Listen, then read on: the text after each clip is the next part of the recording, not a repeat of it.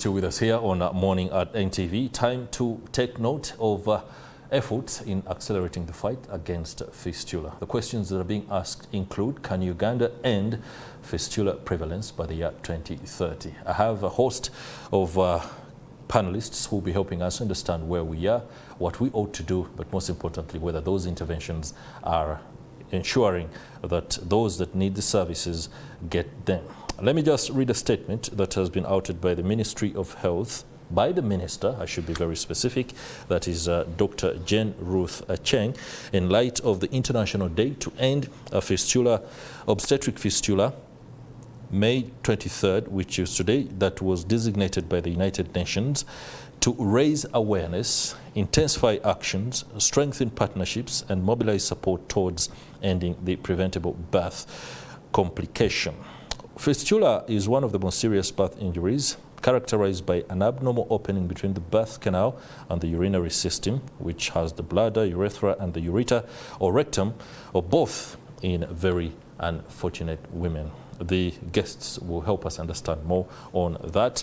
But I just have to emphasize that this year's national commemorations will be held in the Mayingo district in eastern Uganda on Wednesday, the 29th of May. The Ministry of Health remains committed to accelerating the improvement of maternal and child health indicators, including achieving obstetric fistula-free Uganda by the year 2030.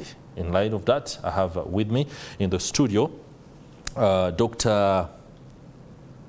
Ajambo Miriam from the Ministry of Health. She's a senior medical officer, will be giving us a bit of perspective in on this statement and a lot more. Dr. Ajambo, welcome to the program. Thank you. I'm also joined by Alice Emasu Sseruyange, Executive Director, Terrewode Women's Community Hospital in Soroti. Thank you. Good morning, our viewers. And on our extreme left is Dr. Alia, Godfrey, Gynecologist and fistula surgeon. Many thanks for joining us. Thank you. Let me begin with Dr. Miriam Ajambo. In light of the statement that has been issued by the Ministry of Health to commemorate this particular day, I'm interested in understanding the incidence of fistula, but most importantly, as a senior medical officer, in what situation are we in? Is it dire, or we are making significant progress in arresting this condition? Thank you very much. Good morning, viewers. Today, as we've already heard from the ministerial statement, we commemorate the International Day to End Fistula, which was coined in 2012 at the UN Assembly to be commemorated by all member states, and Uganda is one of them. So what is the current state of fistula in Uganda? Every year, it's already defined. It's actually that hole between the birth canal and the urinary tract, but it can also be between the birth canal and the rectum, where the feces pass. So these mothers leak urine, and they could also leak stool or feces, or both. So it's a very devastating situation for a woman to go through. And in Uganda, every year, we register up to 1,900 cases of new cases of fistula, and that's huge. And about 75,000 to 100,000 women are already living with fistula in Uganda. So it means that we have this backlog already, and then we have new cases coming in, and yet we have our ability to intervene is limited by a number of issues, as we'll be discussing. So, you know, we are doing quite a lot, but the numbers are also overwhelming. Knowing well that for every woman who dies, there are actually up to 20 to 30 women who survive with complications like fistula, fistula being one of the most devastating. So if we have, that is about 2 taxis of women who survive with fistula, So we have a huge burden of fistula in Uganda. All right, thank you very much. And of course, that is in line with the theme, breaking the cycle, addressing some of those challenges that could be making the condition prevalent or more prevalent in some areas. Later, we would love to understand which part of the country is most affected and whether there is any connection with factors, either environmental or geography or otherwise. Being an outsider from the science of this, please, you will have to accept that some questions will be very, very liberal. Let me come to Dr. Alia. When it comes to how women undergo the processes, especially during birth, the pregnant women in hospitals, mishandling of some women could be leading to cases of fistula, and that speaks to the quality perhaps of the workers, the medics, but also the facilities. As a gynecologist, just take us through these matters so that we can fully grasp what we are dealing with. Thank you so much, viewers. Good morning. Fistula, as they have already described, is that abnormal hole that communicates from the birth canal to the urinary tract or to the rectum, leading to that problem of leaking urine or stool or both. Or both. So how these holes occur is actually the basis of this. Yeah. So what actually happens is when a woman is in labor and that labor gets obstructed, and that is the commonest form of fistula. Yeah. The labor gets obstructed and prolonged. That pressure from the head of the baby breaks that blood cycle to the tissues around the bladder or the rectum, and therefore that tissue dies.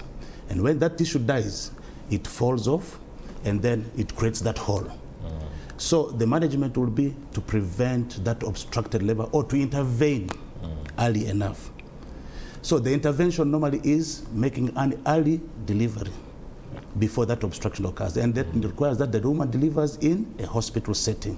That's right. Where this can actually be diagnosed early, and also that this woman needs to attend antenatal clinics so that this problem of probably likelihood of getting into obstructed labor is diagnosed early. So one of the other issues that needs to also to be addressed is the delay issues.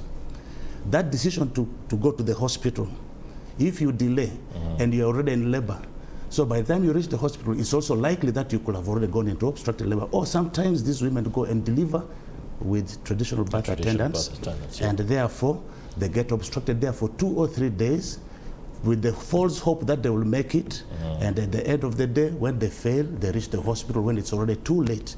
That obstruction, prolonged obstruction has already occurred. So the other issue is that process of reaching the hospital. Also, delay in reaching the hospital is another issue. So transport mechanisms, preparation for your birth. That's right. So that is why actually the man comes into, when you are pregnant, you need to start all planning. The support. Yeah, support from the men. Then the other one is the hospital setting. When you're already in the hospital, how long does it take for that intervention to take place? So those 3 delays are actually key in the causation of fistula. And if we can address those delays, so that is how we will be able to prevent a fistula. And indeed break the cycle. Allow me to stay with you briefly on 2 aspects. The other cause of fistula, you say what you've just described is the commonest. Yes, so that means there must be one that either is not given attention to because it is rare. But an average woman in the rural area who has not been able to access a health facility but has either been conditioned to the vagaries of giving birth as she's in the shamba, how does one detect that they could be falling into the condition, fistula? As I had mentioned earlier, thank you for the question. As I had mentioned earlier, attendance of antenatal. During antenatal, actually those flags can be, the flagging can occur during antenatal. That's right. So there are these women who have problems with their pelvis. If that can be detected early enough, then. And then there are these women who also have probably tried before and have failed. they also need to have a hospital delivery. So, and the other issue is these young girls, because majority of these fistula occur actually in very young girls. The average now is below 35, actually. The recent study shows that girls below 35. But you will find, actually, if you go into sub-analysis of that. Those are women. Yes, those are women. 35. Sub-analysis of that, the majority of the girls are in the 20s. 20s. Yes, the early teens and 20s. That is where the majority. So the average is that because of the what, some over what, how would I put it? Okay. Please do. Yes. Find the words to explain that, because it's important. Yes. Yeah. So you find these young girls who get married early, probably there's no support in their pregnancy, and they delay to reach the hospital because there's no support social support. Then they end up in this delay, the 3 delay model. Okay. Yes. All right. Let me come to Miss Emasu. You are running the Terrewode Women's Community Hospital in Soroti and dealing on a daily basis, I suppose, with cases of fistula. I wouldn't want to even ask a specific question. Since you are seeing these cases, please take us through your work and maybe help us understand how effectively the interventions that you're doing are being registered. Good morning, our viewers. At Terrewode Women's Community Hospital, fistula care is being provided on a routine basis. Surgeries are conducted 4 days a week, and the mothers stay there on average maybe 17 days or even more. And we provide holistic care, which I think that makes the whole treatment for fistula in the country very expensive. Like any other conditions, treatment of obstetric fistula is very costly, because you are not only dealing with fixing the fistula, but you also have to treat the mental health of the woman. You also have to deal with the socioeconomic issues. You know, during the time the woman has a fistula, productivity drops, and normally they slip into absolute poverty situations. And so you cannot expect many of these women from the villages, rural areas, to be able to pay for fistula treatment. Someone somewhere has to pay for it. Cost, So fistula care in Uganda is being provided to patients free, but there are stakeholders who are putting money into that. That's commendable. And it is very costly. So yes, we provide counseling, we provide reintegration. Reintegration is also based on the individualized need. For example, a woman who has ended up with a fistula lost the baby, but it was as a result of rape. I know these are some of the sensitive things people don't want to talk about. All right. But yes, women are being raped out there. So, I mean, you're not going to fix the fistula and then she's okay. You have to deal with the issue of empowering her on her rights, empowering her on the legal services that are available to support her. But you're also going to empower her economically so that she can begin to support herself. So this is the model that Terrewode has piloted now for 5 years. And we have really very great lessons to share. And some of these lessons are being replicated. It is possible for us as a country to provide fistula on a routine basis to women. All our regional referral hospital can be empowered to make this service available on a routine basis. That is the message. But at the moment, I think it was necessary for us as a country to begin by providing care for treatment in camps, organized camps, because of limited resources, including the expertise this doctor has. All right. That's good. That's a good one. I would have asked you to directly ask the official from the Ministry of Health that question: what particular facilities are being put in place, and across the country, are they able to offer these services? Well, thank you very much. We appreciate so much Terrewode for the great job well done over the years to repair these fistulae and reintegrate these victims back into their communities. But besides Terrewode, there are many other government facilities and private not-for-profit facilities that are offering these services. We call them centers of excellence, Terrewode inclusive.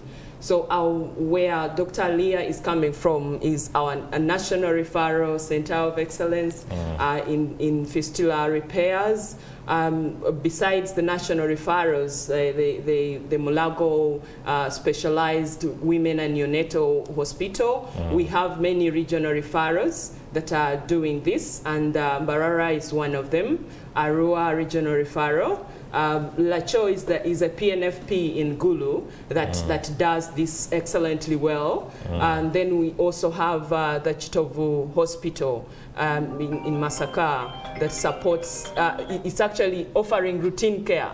It does it on a daily. So any walk-in case can be worked on. Besides the camps that are organized, we have about 6 camps every quarter. And that means that on average in a year, we can have up to 24 camps. We can have up to 24 camps, and if every camp is catering for, say, 50 cases of complications of delivery, we have about 10 who have fistula. So we are getting 10 times 4, that is about 40 in a year.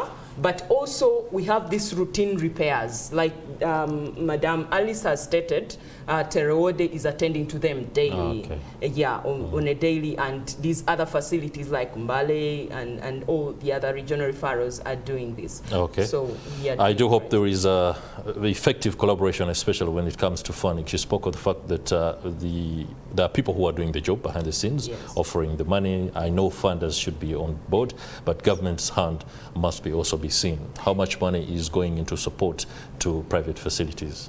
Yes, we support facilities as government, and you know, partners in health work for government. Yes, so we appreciate our funders. I will not mention they're quite a number. I know there are those that are very key and already stated in our posters that are all over the place. But government supports PNFPs by giving primary, there is this fund for PHC that goes to them, besides the other supports in terms of logistics and human resource. There are doctors or health workers that are on government payroll, but working in the private not-for-profit and paid by the government. And they range from the nurses to the midwives to the general doctors to even specialists. So that, in a way, is supporting services within the private not-for-profit. But there is also a particular fund for PHC that goes to those facilities, besides other interventions whenever required. All right. Thank you, Dr. Ajambo. Let me go to Dr. Alia. And there are concerns about the fact that the quality and the skill set of some of the medics who conduct these surgeries, especially cesarean and hysterectomy, you will explain that a little bit more, could also be responsible for some of these conditions. I don't know how you tackle that particular challenge, away from the fact that mismanagement or lack of attendance of antenatal care could have worsened or made things a little bit harder. Then somebody comes to the hospital, a woman to be specific, and then there's an unskilled worker who does the surgery wrong. Yeah. So thank you very much. Actually, now that you have brought that up, 49% of the cases of fistula are because of obstructed labor. That's right. Nowadays, from the current research, it shows that 46% of the fistula are actually iatrogenic. Iatrogenic means the accidental injury to one of those, and that actually brings the issue of skills set. There's a very, very big effort to reduce that as well, because the fistula that follows cesarean section, hysterectomies, that is the operation to remove the uterus, which is a gynecological, not related to birth, are now coming up as one of the major causes of fistula. So there's this increased effort to train our young doctors to be competent in cesarean sections, and also to be able to do some of these hysterectomies when the need actually arises. And that effort is actually ongoing, and there are specialists that are being sent to do supervisions, and the Ministry of Health actually is key in that, and that is, we hope, going to help reduce on these iatrogenic fistulas. All right. Let me return to the lady from Terrewode Community Hospital. You spoke about the fact that can I mention something a bit? Please do quickly. Yes, actually. Also, Ministry of Health, through the partners, actually does send some of us to do what we call outreach activities. Those outreach activities are both to support the doctors in the management of fistula itself, but also in the management of this, how to do cesarean sections properly and how to do these hysterectomies properly. So we are normally going out of our stations to do these outreach activities. Actually, Terrewode also does a lot of support in terms of that. So, all right. You introduced something, and it tickles my mind. There is of late, there has been a tendency for some women, especially within urban settings, to prefer a cesarean section when it comes to giving birth. I don't have the exact data that can put me on the spot if somebody said, okay, Chris, here you are, how many want cesarean and how many are willing to go at it normally? But there is that sentiment. If there is a likelihood that somebody could develop fistula as a result of mishandling, isn't communication tailored towards ensuring that they understand that it's not an option if you don't have to actually go for it as a recommendation from the doctor? I don't know whether it's a question that goes specifically to Ms. Sseruyange, or Dr. Alia can also come in. But please, let me first hear from somebody who is dealing with these issues at the hospital, at the community hospital first. I don't have any data, but the research that is there shows that there is still an unmet need for C-section. And some researches that are there, not really very much confirmed, also shows that the significant improvement in the unmet need for cesarean deliveries is being met by the elite women. That's the allegation, the elite women. For some reasons, they think they prefer to do that. But until that is done, I think the thing is that they are a category of women, population of women, who need to be delivered by cesarean section. Okay, and maybe that is not fully being met. But there are also women who are coming there with ureteric fistula.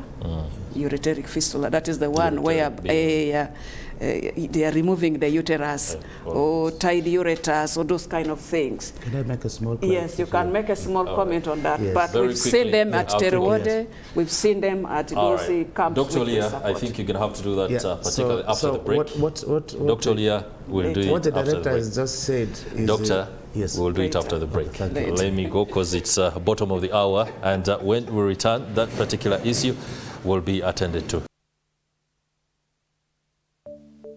Moisture in your skin helps it repair itself constantly. Without the right balance of moisture, chances of skin problems can occur. Vaseline locks in moisture to give your skin a natural glow and protection. Use Vaseline because it is the first step to maintaining natural, healthy-looking skin.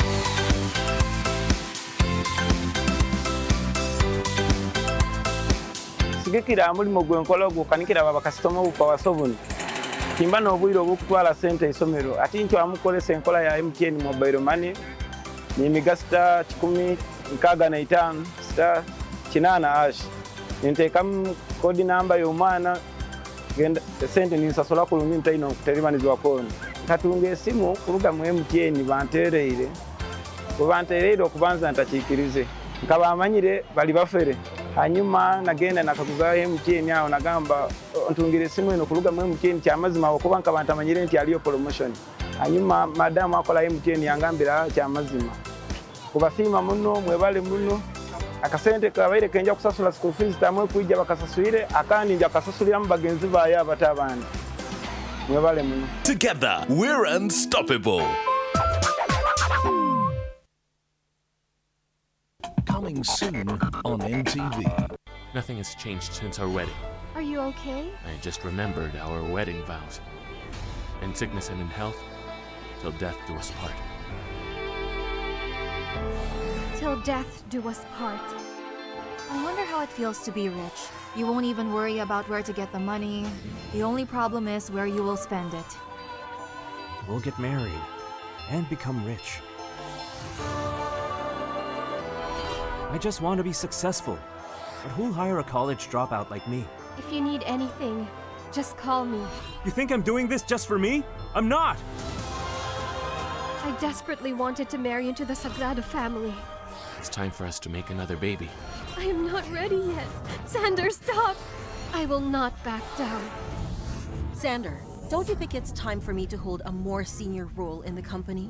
You could prove useful somewhere else. You took everything away from me! I am the head of this family. If you do not like it, the door is wide open. Why don't you just die? You're right on time. You've always wanted to kill me, didn't you? GMA Drama proudly brings you. Is it true? AS3? He's dead? I'm arresting you for the murder of Xander Sagrado III. Sir, I didn't do it. You accuse Frank because he's poor. He didn't commit the crime. I will not let Frank rot in jail. We will fight. That family ruined our life and you still want to work for them? This is Elaine, Jackie's new assistant. What if Frank isn't the one who really killed your husband? How could you say that? Do you know Frank? It won't take long. Before I uncover the truth. Why do you want to talk to me? What have you done, Lee? Who are you, Elaine Innocential? What do you mean by that? You killed Xander. Am I right? I have more important things to worry about than those baseless accusations. Wait, I'm not done talking to you. Are you silently rejoicing because you got away with Xander's murder? I need your help. It's about Xander. I can't stand him anymore. You should say those words to yourself. Is that your alibi? To look pitiful and play victim? How dare you fight me? It's right here. The crime lab supports the evidence against Frank. Frank is innocent, Dad. In the world of the rich, everything comes with a price.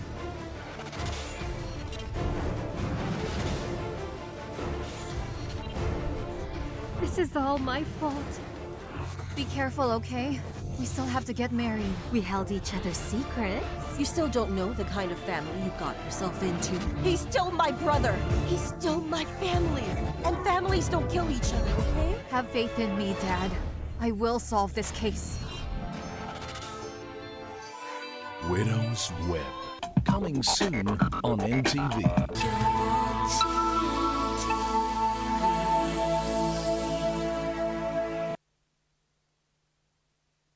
On the next episode is brought to you by Boom Chakala! Boom Chiki! Boom Chakala!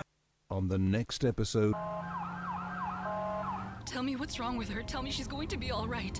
Relax, ma'am. We're doing everything we possibly can. Well, what we need you to do is the impossible. Don't worry, sir. We already called the emergency room to tell them we're on our way and we're trying to stabilize her. Do you have any idea what she took? No. She took some pills. I don't know, just We don't know. They were lying on the floor, but that's all we know. She took some of the pills that were on the floor. That's it. Pills, and I found her lying on the floor, and the young lady isn't well at all. Mom, you can't protect us from life. What about from death? On the next episode. Boom Chakala! Grab a Rock Boom, check under the cap, energize and win smartphones, flat screen TVs, Rock Boom gear, motorbikes, and millions. I mean millions of cash. What you see is what you win. Boom Chiki! Boom Chakala! Welcome back. I'm glad you're still with us. We are discussing efforts in accelerating the fight against fistula. Before we went into the break, there was a lot that we had covered, and now my guests will be helping us offer closing remarks, but also give us the kind of insight into what direction some of the interventions are taking and how effective impact is in as far as the communities that they are serving. And that question goes to Emasu, Sseruyange, the Executive Director at Terrewode Women's Community Hospital in Soroti. What is the impact of your work? In terms of responding to obstetric fistula cause, there is significant level of awareness in communities and also countrywide at national level. At least the aim then was to make fistula a domestic word, a domestic item that everyone could relate with. And I am really confident saying that we've achieved that as a country. But there is still a lot to be done. Yes. We've also achieved a lot by having a dedicated specialized fistula hospital in Uganda. It's no mean achievement for this country. It's the only one in the country. In the fight against obstetric fistula. So it means that we can do everything that we want to do, including piloting some of the models for eliminating fistula in this country. We can do from that hospital. Okay. So we have already started impacting on the lives of some local doctors here, our doctors. You're doing training? Specialized fistula. Yeah, they are being trained in specialized fistula care. Okay. Yeah, and the hospital has potential to do a lot to inform some of these, best practices that, we are now promoting. So I think, and I do strongly believe that attaining a free fistula country is possible. By 2030. By 2030 is possible, but one thing, I would like to call upon the ladies, the mothers, our daughters, the women of Uganda. Prioritize your health. Prioritize your health. If you have a daughter, please educate, pass this message to them. We've given care to the country, we give care to our communities, but we don't prioritize our health. Let's give our health top priority. Okay. Then I want to also call, I know we are celebrating the International Fistula Day na Mayengo. I call on all stakeholders to prioritize promoting awareness about risk factors and fistula risk factors in communities. Let's sustain a high level of awareness. Let's all come together using different platforms. And I thank very much NTV. Yes, sometimes, when you do good, it should always be given credit for it. For giving us this platform. This platform was not only given to Terrewode, but to the fistula cause. And to me, this is also a huge achievement as a country, that we have now media houses that are going out their way to offer some of these places for us to talk about this case. So this is a platform, opportunity for us. Thank you so much. Please, ladies out there, and the men, how can I talk about fistula, not talk about the men? No, support is important. Men, support the ladies, support the ladies. Most of our ladies out there may be less educated or less empowered to engage with the nurses, to engage with the midwives, to understand their bodies and how their babies are growing. Now, a man being there, you can complement that. Wow, thank you. That's a very powerful message to give out to the country. Dr. Alia, very briefly, the available treatments and how people can access them. There are people who don't want to read, don't listen to radio, others are not even watching Morning at 8, yet they are victims. How do they approach the treatment, or rather access it? Thank you very much. Just as you said, this is a very good platform to show people that the treatment is available. Is available, yeah. Most of the regional referral hospitals, some private for-profit, not-for-profit hospitals are also offering, just as my colleague said earlier, the treatment is available. There are doctors who are able to manage these conditions, and the first attempt at treatment is always the best. And you should make sure you go to the place where it can be managed properly. Okay. Yeah, please, men, support the women. If don't leave them, even if they are having fistula, because there is management for it. That's right. Yeah. All right, our last word will go to the Minister of Health, Dr. Miriam Ajambo, the Senior Medical Officer. Well, today, the 23rd of May 2024, we commemorate the International Day to End Fistula. And in Uganda, we will actually have our celebrations in Namaingo district on the 29th of May, 2024. And like we read from the ministerial statement, we are breaking the cycle and preventing fistula worldwide. So this day is aimed at creating awareness of the causes, the risk factors, the drivers, the complications that come along with not attending antenatal care, not delivering in a health facility, and the fact that it is not only the medical complications, but even social, grave social complications, psychosocial trauma and mental health disruptions. Okay. So I call upon Ugandans to support these efforts to end fistula by 2030. We should have Uganda free of fistula by 2030. And this is everyone's effort. And responsibility, no doubt. To avoid the shame and the rejection that comes especially from the sufferers, you, the men, I'll continue to say it, support the women, do not discriminate, do not stigmatize. That is important. Go out there and be agents of change.